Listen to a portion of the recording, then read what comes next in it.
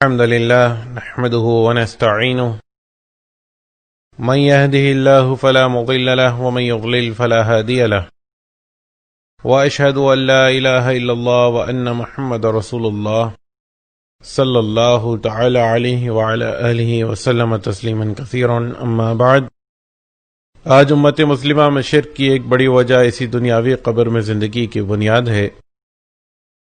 قرآن و حدیث دنیاوی قبر میں عادہ روح زندگی عذاب القبر کا مکمل طور پر انکار کرتے ہیں، اور نصوص کی روشنی میں یہ بات بہت واضح ہے کہ اپنی دنیاوی زندگی گزار کر مر جانے والا اب تا قیامت مردہ ہے، اور ایک انسان کی موت آتے ہی یہ جسم جسے لاش کہا جاتا ہے یہ بے حس و شعور ہو جاتا ہے اور رفتہ رفتہ گل سڑ کر ایک نہ ایک دن مٹی میں مل کر مٹی ہو جاتا ہے.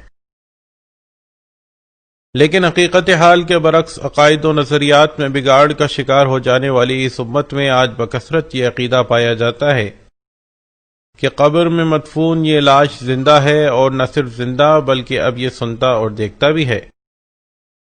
پھر اسی عقیدے نے مزید ترقی کر کے اس مردہ جسم کو داتا، دستگیر، مشکل کشا و حاجت روا اور نہ جانے اللہ رب العزت کی کن کن صفات کا حامل بنا دیا.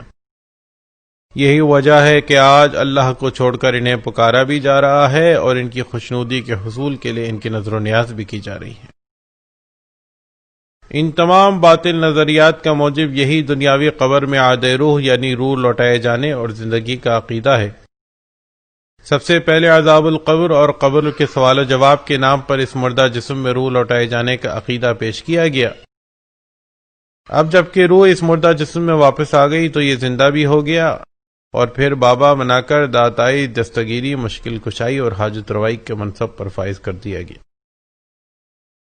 ہم اس سیریز میں انشاءاللہ العزیز قرآن و حدیث صحیحہ میں دی گئی معلومات کی روشنی میں اس بات کو واضح کرنے کی کوشش کریں گے کہ عذاب القبر کیا ہے اور یہ کہاں اور کیسے ہوتا ہے. ظاہری بات ہے کہ روح اور عذاب القبر غیبی امور میں سے ہیں جن کی ہو بہو حیت و کیفیت اور معاملات کے بارے میں تو نہیں بتایا جا سکتا.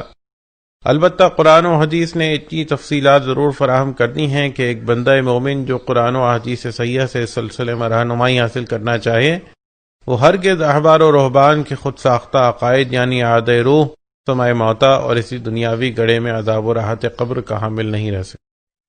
امید ہے کہ آپ اسے دل جمعی کے ساتھ ملاحظہ فرمائیں گے.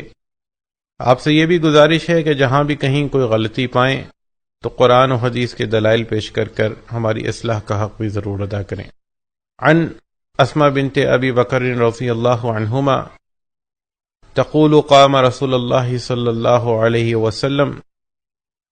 اسماء بنت ابی بکر رضی اللہ عنہا کہتی ہیں کہ رسول اللہ صلی اللہ علیہ وسلم خطبہ دینے کے لیے کھڑے ہوئے. خطیبا فذکر فتنۃ العذاب القبر التي یفتن فیہا المرء، تو عذاب القبر کا ذکر کیا جس میں آدمی کو مرنے کے بعد مبتلا کیا جاتا ہے. فلما ذکر ذلک فج المسلمون وجہ، تو جب آپ صلی اللہ علیہ وسلم نے اس کا ذکر کیا تو مسلمین چیخنے لگے. یہاں ہم نے اس روایت کے اندر یہ چیز دیکھی کہ نبی صلی اللہ علیہ وسلم نے عذاب القبر کی ہولناکیوں کا ذکر کیا. لیکن سب سے پہلا سوال یہ ذہن میں آتا ہے کہ عذاب القبر ہے کیا؟ سورہ ابراہیم آیت نمبر 27 میں اللہ تبارک و تعالی فرماتے ہیں یثبت اللہ الذین آمنوا بالقول الثابت فی الحیاۃ الدنیا وفی الآخرہ. اللہ تعالی ایمان والوں کو اس قول ثابت پر دنیا اور آخرت میں ثابت قدم رکھتے ہیں. صحیح بخاری کتاب الجنائز برا بن عازب رضی اللہ عنہ کی روایت میں نبی صلی اللہ علیہ وسلم نے فرمایا یثبت اللہ الذین آمنوا بالقول الثابت فی الحیاۃ الدنیا والآخرہ نزلت فی عذاب القبر، کہ یہ آیت عذاب القبر کے بارے میں نازل ہوئی.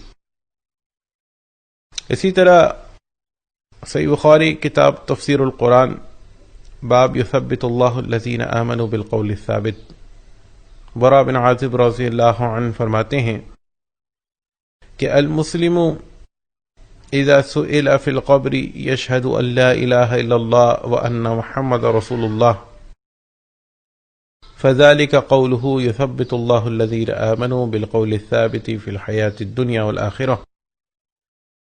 کہ ایک مسلم سے جب قبر میں سوال کیا جاتا ہے تو وہ گواہی دیتا ہے کہ اللہ کے علاوہ کوئی الہ نہیں اور محمد صلی اللہ علیہ وسلم اللہ کے رسول ہیں، لہذا اس قول ثابت سے یہی مراد ہے کہ اللہ تعالیٰ ایمان والوں کو دنیا اور آخرت میں ثابت قدم رکھے گا۔ یہاں پیش کی گئی ان دو روایات سے یہ بات واضح ہوئی کہ عذاب و راحت قبر کا تعلق آخرت کی زندگی سے ہے، یعنی وہ ثابت قدمی جس کا ذکر اللہ تبارک و تعالی آخرت کے بارے میں فرما رہے ہیں، اللہ کے نبی صلی اللہ علیہ وسلم اسے عذاب القبر کے بارے میں بتا رہے ہیں۔ یعنی عذاب القبر دراصل عذاب الآخرہ ہی کا حصہ ہے۔ اب یہ سوال پیش آتا ہے کہ آخرت کہاں سے شروع ہوتی ہے؟ صحیح بخاری کتاب الجنائز باب مرض النبی صلی اللہ علیہ وسلم و وفاتہ، عائشہ رضی اللہ عنہا بیان کرتی ہیں کہ جب نبی صلی اللہ علیہ وسلم مرض الموت میں مبتلا تھے تو میرے بھائی عبد الرحمن بن ابی بکر رضی اللہ عنہما تشریف لائے۔ ان کے ہاتھ میں مسواک تھی۔ جب نبی صلی اللہ علیہ وسلم نے مسواک کی طرف دیکھا تو میں جان گئی کہ آپ صلی اللہ علیہ وسلم اس کی خواہش رکھتے ہیں، سو میں نے مسواک ان کے ہاتھ سے لی اور نرم کر دی۔ نبی صلی اللہ علیہ وسلم مسواک کر کے واپس کرنے لگے تو وہ ان کے ہاتھ سے گر گئی۔ اس موقع پر عائشہ رضی اللہ عنہ فرماتی ہیں فجمع اللہ بین ریقی و ریقہ فی آخر یوم من الدنیا و اول یوم من الآخرہ، پس اللہ نے نبی صلی اللہ علیہ وسلم کی دنیا میں آخری دن اور آخرت کے پہلے دن میرا لعاب آپ کے لعاب کے ساتھ ملا دیا۔ تو اس حدیث سے یہ بات بھی واضح ہوتی ہے کہ جیسے ہی انسان کی روح قبض ہوتی ہے، زندگی کا یہ دور ختم اور آخرت کا دور شروع ہو جاتا ہے۔ اسی وجہ سے عائشہ رضی اللہ عنہا نے اس دن کو نبی علیہ السلام کی دنیا میں آخری اور آخرت کا پہلا دن قرار دیا۔ قرآن اس حوالے سے مکمل رہنمائی فرماتا ہے کہ آخرت شروع ہوتے ہی انسان کے ساتھ کیا معاملہ ہوتا ہے۔ سورہ نحل آیات 28-29 اللہ تبارک و تعالی فرماتا ہے الذین تتوفاہم الملائکۃ ظالمی انفسہم، کہ ان نفس پر ظلم کرنے والوں کی جب فرشتے روح قبض کرتے ہیں فَأَلْقَوْا السَّلَمَ مَا كُنَّا نَعْمَلُ مِنْ سُوءٍ، تو اس موقع پر یہ لوگ بڑی فرما برداری کے بول بولتے ہیں کہ ہم تو کوئی برا کام نہیں کرتے تھے۔ بلا ان اللہ علیم بما کنتم تعملون، فرشتے جواب دیتے ہیں یقیناً اللہ جانتا ہے جو کچھ تم کیا کرتے تھے۔ فَادْخُلُوا أَبْوَابَ جَهَنَّمَ خَالِدِينَ فِيهَا، پس داخل ہو جاؤ جہنم کے دروازوں میں جہاں تم نے ہمیشہ رہنا ہے۔ فَلَبِئْسَ مَثْوَى الْمُتَكَبِّرِينَ، پس برا ہی ٹھکانہ ہے متکبرین کے لیے۔ سورہ انعام آیت نمبر 93 فرمایا وَلَوْ تَرَىٰ إِذِ الظَّالِمُونَ فِي غَمَرَاتِ الْمَوْتِ، کاش تم ظالموں کو اس حالت میں دیکھو جب وہ سکرات موت میں ہوتے ہیں۔ وَالْمَلَائِكَةُ بَاسِطُو أَيْدِيهِمْ، اور فرشتے ہاتھ بڑھا بڑھا کر کہہ رہے ہوتے ہیں اخرجوا انفسکم، نکالو اپنی روحوں کو۔ اليوم تجزون عذاب الہون بما کنتم تقولون علی اللہ غیر الحق وکنتم عن آیاتہ تستکبرون، آج تمہیں ان باتوں کی پاداش میں ذلت کا عذاب دیا جائے گا جو تم اللہ پر تہمت رکھ کر ناحق کہا کرتے تھے اور اس کی آیات کے مقابلے میں سرکشی دکھاتے تھے۔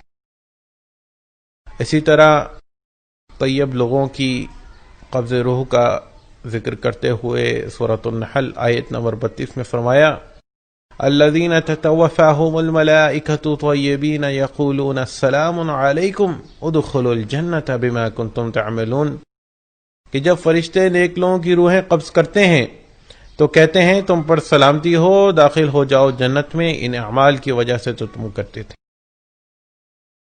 تو قرآن و حدیث کے بیان کردہ دلائل سے یہ بات روز روشن کی طرح واضح ہو جاتی ہے کہ انسان کی روح قبض ہوتے ہی اس کی دنیا کی زندگی ختم اور آخرت کی شروع ہو جاتی ہے، اور اگلے ہی لمحے جنت میں اس کی جزا یا جہنم میں اس کی سزا کا مرحلہ شروع ہو جاتا ہے۔ اور اس مرحلے میں جس کو نبی علیہ السلام نے عذاب القبر بھی کہا، اللہ تعالیٰ اہل ایمان کو دنیاوی زندگی کی طرح ثابت قدمی عطا فرماتا ہے۔